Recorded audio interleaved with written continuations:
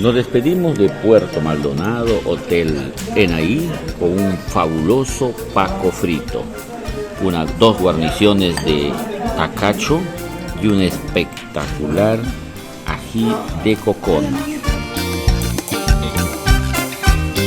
Y si no me lleno con un plato, salto la mesa y encuentro uno más esperando. No, ni te fijes en el mío, por favor. Pero esto es de la señora Rosy Por Ward. supuesto, es mío. Y para acompañar, refresco de cocona. Y esto está que quema. Los dejo, amigos. Los dejamos. Los dejamos Porque tenemos que almorzar rico. para almorzar rico y disfrutar de este ají. Me tiene como loco. Gracias. Chao.